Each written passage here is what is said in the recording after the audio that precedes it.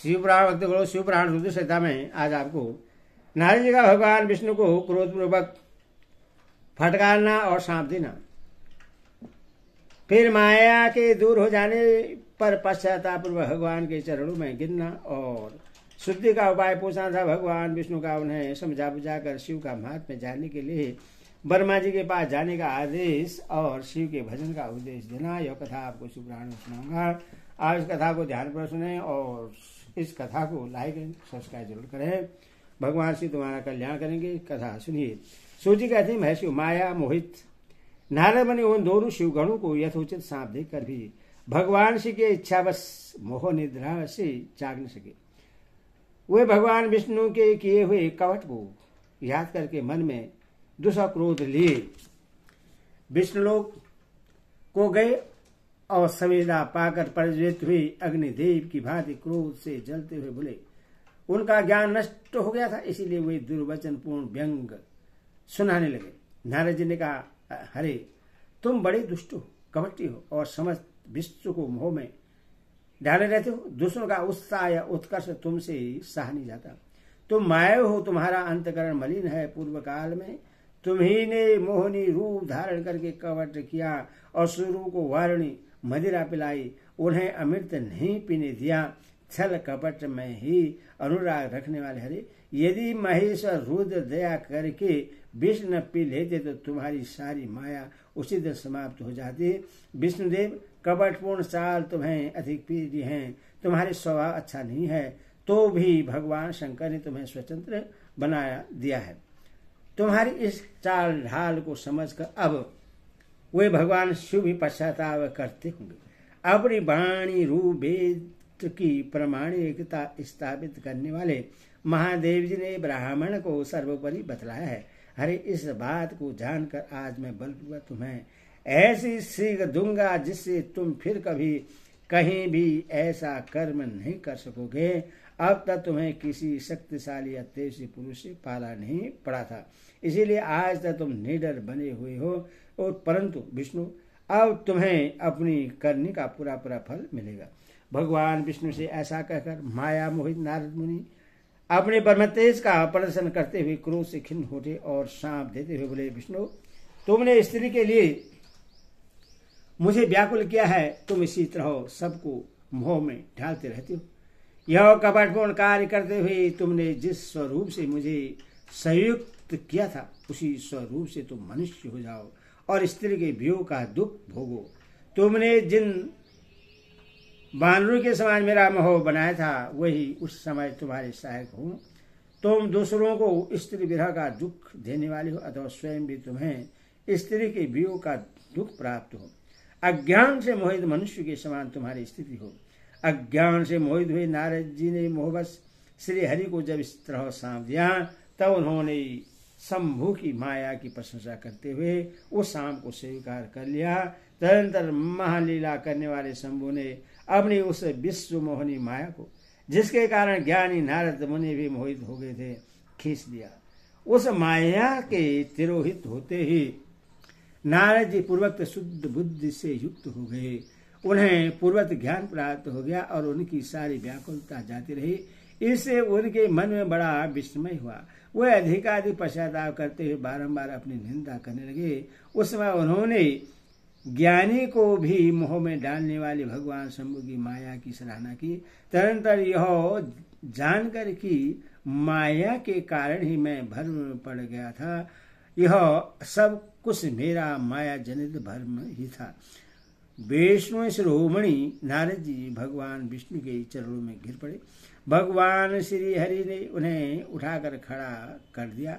उस समय अपनी दुर्बुद्धि नष्ट हो जाने के कारण हुए यो बोले, नाथ माया से मोहित होने के कारण मेरी बुद्धि बिगड़ गई थी, इसीलिए मैंने आपके प्रति बहुत दुर्वचन कहे हैं, आपको सांप तक दे डाला है। प्रभु उस सांप को आप मिथ्या कर दीजिए। हाय मैंने बहुत बड़ा पाप किया है, अब मैं निश्चय ही नरक में पड़ूंगा। हरे मैं आपका दास हूँ, बताइए मैं क्या करूं, कौन सा प्रायश्चित करूं जिससे मेरा पाप समूह नष्ट हो जाए और मुझे नरक में न गिरना पड़े।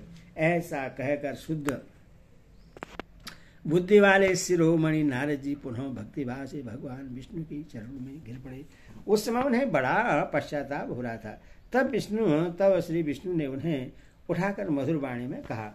भगवान विष्णु बोले, तात खेद न करो, तुम मेरे श्रेष्ठ भक्त हो, इसमें शेष नहीं है। मैं तुम्हें एक बात बताता हूं, सुनो, उससे निश्चय ही तुम्हारा परम हित होगा। तुम्हें नरक में नहीं जाना पड़ेगा। भगवान शिव तुम्हारा कल्याण करेंगे। तुमने मद से मोहित होकर जो भगवान शिव की बात नहीं मानी थी, उसकी अवहेलना कर दी थी, उसी अपराध का भगवान शिव ने तुम्हें ऐसा फल दिया है, क्योंकि वे ही कर्म फल के दाता हैं। तुम अपने मन में यह दृढ़ निश्चय कर लो कि भगवान शिव की इच्छा से ही यह सब कुछ हुआ है। सबके स्वामी परमेश्वर शंकर ही गर्भ को दूर करने वाले हैं। वही परब्रह्मा परमात्मा है। उन्हीं का सज्जन स्वरूप से बोध होता है। वे निर्गुण और निर्विकार है।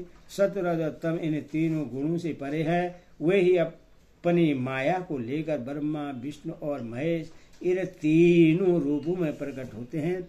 निर्गुण और सगुण भी वे ही है। निर्गुण अवस्था में उन्हीं का नाम शिव है। वही परमात्मा महेश्वर परम ब्रह्मा अविनाशी अनंत और महादेव आदि नामों से कहे जाते हैं। उन्हीं की सेवा से ब्रह्मा जी जगत के स्रष्टा हुए हैं और मैं तीनों लोगों का पालन करता हूँ। वे स्वयं ही रुद्र रूप से सदा सबका सहार करते हैं। वे शिव स्वरूप से सबके साक्षी है। माया से भिन्न और निर्गुण है। स्वतंत्र होने के कारण वे अपनी इच्छा के अनुसार चलते हैं। उनका विहार आचार व्यवहार उत्तम है और वे भक्तों पर दया करने वाले हैं। नारद मुनि, मैं तुम्हें एक सुंदर उपाय बताता हूँ जो सुगत समस्त पाप का नाशक और सदा भोग एवं मोक्ष देने वाला है। तुमसे सुनो। अपने सारे श्रेयसों को त्याग कर तुम भगवान शंकर की श्रेयस का गान करो और सदा अन्य भाव से शिव के सतनाम स्तोत्र का पाठ करो। मुने, तुम निरंतर उन्हीं की उपासना और उन्हीं का भजन करो। उन्हीं के यश को सुनो और गाओ।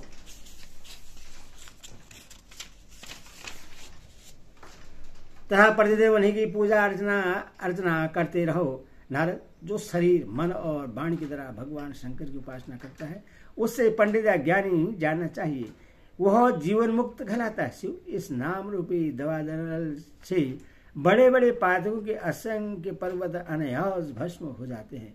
यह सत्य है, इसमें शेष नहीं है। जो भगवान शिव के नाम रूपी नौका का आश्रय लेते हैं, वे संसार सागर से पार हो जाते हैं। संसार के मूलभूत उनके सारे पाप निसंदेह नष्ट हो जाते हैं। महामुनि, संसार के मूलभूत जो पातक रूपी वृक्ष है, उनका शिव नाम रूपी कुठार से निश्चय ही नाश हो जाता है। जो लोग पाप रूपी दवानल से पीड़ित हैं, उन्हें शिव नाम रूपी अमृत का पान करना चाहिए। पाप दानवग्नि से दग्ध होने वाले प्राणियों को उस शिव नामामृत के बिना शांति नहीं मिल सकती। संपूर्ण वेदों का अवलोकन करके पूर्ववर्ती विद्वान ने यही निश्चय किया है कि भगवान शिव की पूजा ही उत्कृष्ट साधन तथा जन्म मरण रूपी संसार बंधन के नाश का उपाय है। आज से यत्न पूर्वक सावधान रहकर विधि विधान के साथ भक्ति भाव से नित्य निरंतर जगदम्बा पार्वती से महेश और सदाशिव का भजन करो। नित्य शिव की ही कथा सुनो और कहो तथा अत्यंत यत्न करके बारंबार शिव भक्तों का यजन क्या करो।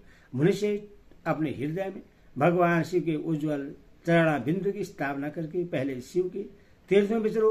मुने, इस प्रकार परमात्मा शंकर की अनुपम महात्म्य का दर्शन करते हुए अंत में आनंद वन काशी को जाओ। वह स्थान भगवान शिव को बहुत ही प्रिय है।